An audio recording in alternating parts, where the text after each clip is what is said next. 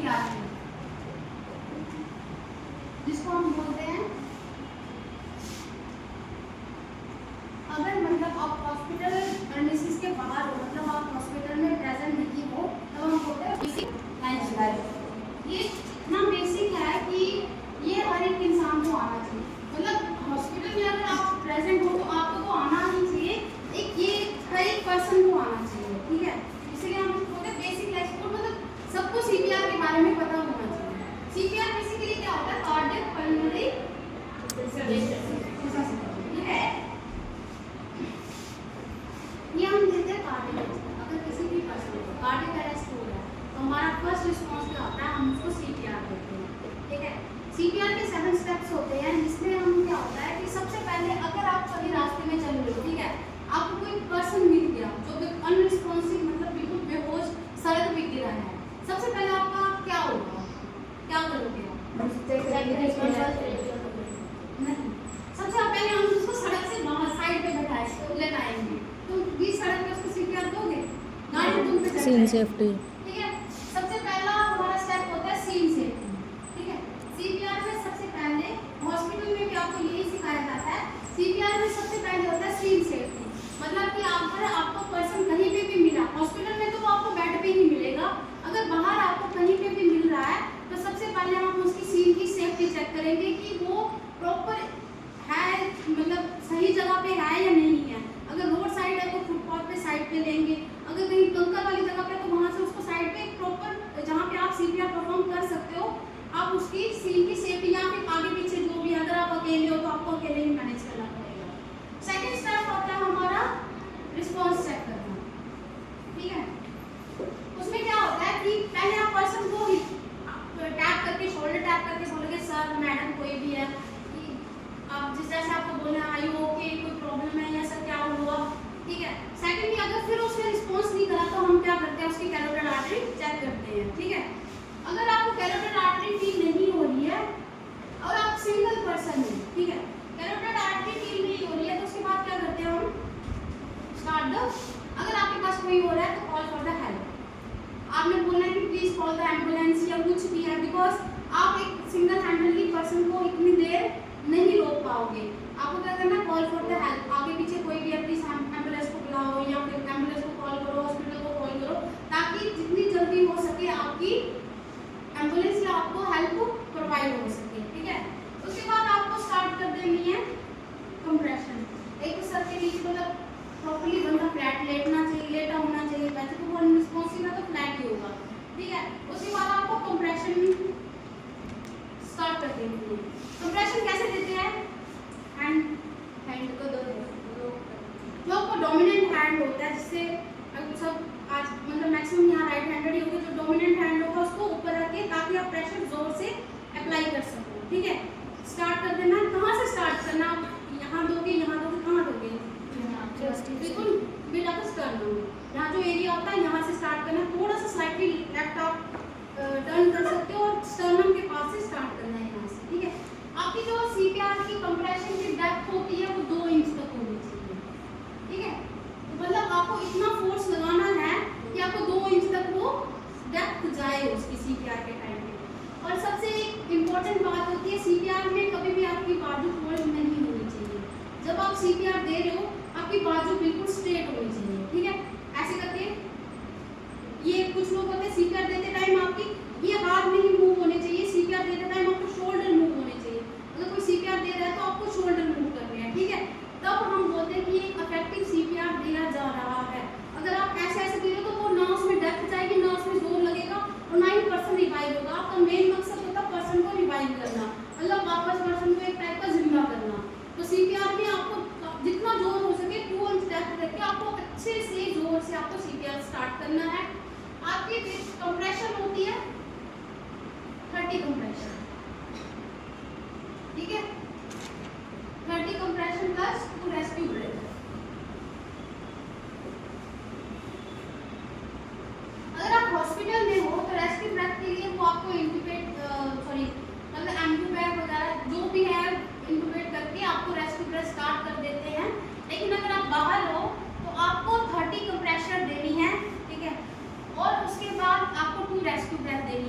कि हेड को थोड़ा टिल्ट करना है ऊपर की तरफ, नोज को क्लोज करना है, बिल्कुल वैक्यूम सील बनानी है और फिर आपको उसको ब्रेथ देनी है, ठीक है। आपका जो CPR होता है वो 100 to 120 कंटिन्यू कंप्रेशन चलती है, ठीक है। उसको बोल के पी लेगी पानी। क्या हुआ? किसी को कुछ पूछना? मैम अगर किसी को कार्डियक अरेस्ट आया है तो हमें कितनी देर में पेशेंट को चेक करना है, मतलब CPR कितने समय में शुरू करना है? ऐसे प्रैक्टिकली जैसे आपने रिस्पॉन्स चेक किया, जैसे आपने कैरेबियन पल्स चेक करी, आपको कैरेबियन अगर कोई बेहोश हुआ उसके CPR स्टार्ट नहीं करना, इसीलिए कैरेबियन पल्स चेक किया जाता है। जैसे आपको कैरेबियन पल्स फील बिल्कुल भी नहीं हुई, इसका मतलब पर्सन को कार्डियक अरेस्ट आया, तो आपको तुरंत ही आप मुझसे बोलोगे कि प्लीज एम्बुलेंस को कॉल करो, सेकंड पर्सन को बोलोगे, आप जो है सबसे पहले कंप्रेशन स्टार्ट करोगे, क्योंकि अगर CPR में लेट हुआ तो पर्सन को हम रिवाइव नहीं कर पाएंगे। अगर जितना CPR लेट होगा उतना ही पर्सन तब तो हम रिवाइव कर ही नहीं पाएंगे। प्रैक्टिकली जैसे कार्डियक अरेस्ट आया, आपको देखा कि पर्सन कार्डियक अरेस्ट में है, तुरंत CPR स्टार्ट कर दो, ठीक है।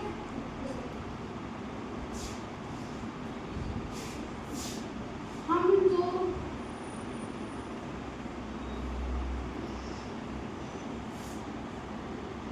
अगर आप हॉस्पिटल में प्रेजेंट हो तो CPR के टाइम पे हम 2 ड्रग्स देते हैं जो डॉक्टर के साथ और इंक्यूबेशन करते हैं। अगर हॉस्पिटल में किसी को CPR होता है, इंक्यूबेट इज लाइक ET को हम माउथ में डालते हैं, फिर हम वेंटिलेटर पे डालते हैं ना जब पर्सन को, उसको तब CPR के टाइम पे या फिर अगर किसी को प्रॉब्लम हो रही है तो आप रेस्पिरेटरी अरेस्ट में आ रहा है, ठीक है। आप हॉस्पिटल में 2 ड्रग होते हैं, एट्रोपिन होता है, एक होता है ADR। हम जब किसी को कार्डियक अरेस्ट होता है तो हम उसमें ADR देते हैं, एड्रेनलिन जिसको हम बोलते हैं, वो ड्रग देते हैं, ठीक है। अगर बाहर में तो बस आपको प्रोग्रेशन स्टार्ट करनी है, पूरा एक साइकिल कंप्लीट करना है। अगर ये तो अडल्ट की बात है, अगर आते हैं बच्चों में जो CPR होता है वो नॉर्मली हम अडल्ट की तरह नहीं देते हैं, ठीक है। उसमें हम जो 2 फिंगर CPR बोलते हैं हम उसको,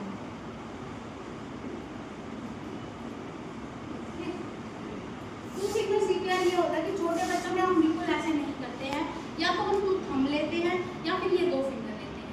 सेम प्रोसीजर सेम है, बच्चा होगा आप उसको परफेक्टली जैसे भी आपको लेटाना या स्टार्ट करना, आपको कंप्रेशन जोर जोर से लोगे, उसमें भी हम 30 ही कंप्रेशन देते हैं। अगर 2 आपके पास बंदे हैं तो 15 एक देगा, 15 एक देगा, उसमें भी 2 रेस्क्यू ब्रेथ होती है, लेकिन उसमें सिर्फ इतना फर्क होता है कि हम इतना जोर नहीं लगाते हैं, उसमें हम 2 फिंगर CPR करते हैं, या तो इन 2 उंगलियों से करेंगे या तो अंगूठे से करेंगे, ठीक है। आपको कुछ CPR के बारे में पूछना, कोई डाउट हो किसी को? हम जो CPR देते हैं तो उसकी दर्द कितनी होगी? उसकी भी इतनी होती है, 2 to 3 या 3 to 4 तक इंच की होती है, ज़्यादा से ज़्यादा 1 या 2 इंच तक होता है, ज़्यादा डेप्थ की नहीं देते हैं, 1 या 2 इंच तक देते हैं।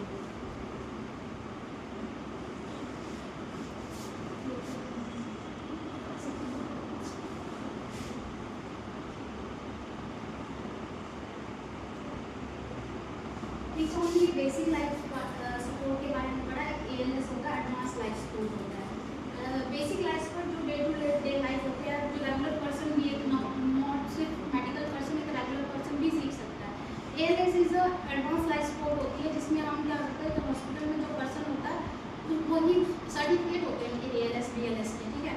उसमें क्या होता है कि तुम्हारा डिफिब्रिलेटर होता है ना, वो यूज़ करा जाता है। डिफिब के बारे में पता है किसी को? हमने कभी देखा होगा कि शॉक वगैरह दिया जाता है, हाँ, तो शॉक हम देते हैं। अगर किसी की इरेगुलर रिदम आ रही है ना, तो हम उसको शॉक दिया जाता है, शॉकेबल रिदम जिसको हम बोलते हैं। तो फूल के हिसाब से जैसे 200 फूल का, 300 फूल का, वो भी हम उसी टाइम देते हैं, तो शॉक दिया जाता है। अगर किसी को जैसे एकदम से किसी की 400 पहुँच गई, फिर जाकर किसी का 50 आ गई, तो उस टाइम में हम शॉक देते हैं। CPR के कोई होगा जो बता सकेगा एक बार कि CPR कैसे देते हैं? अच्छा, CPR के बारे में अभी तक आपने क्या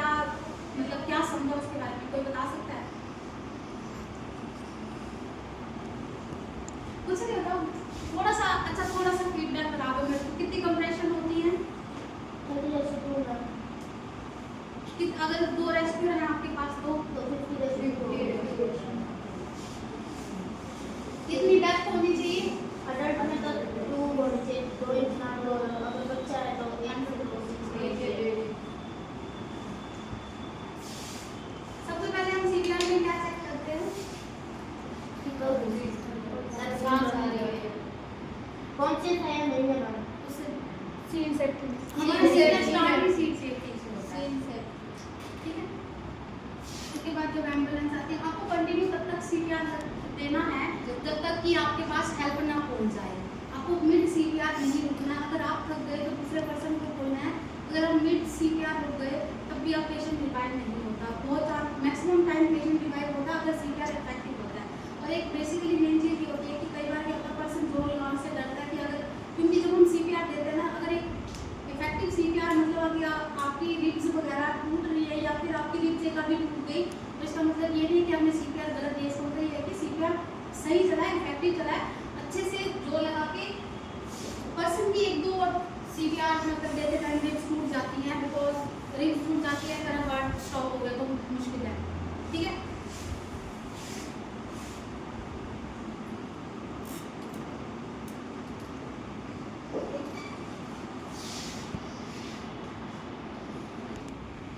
तो आज की क्लास नेक्स्ट क्लास हम ये करेंगे। ठीक है, ओके।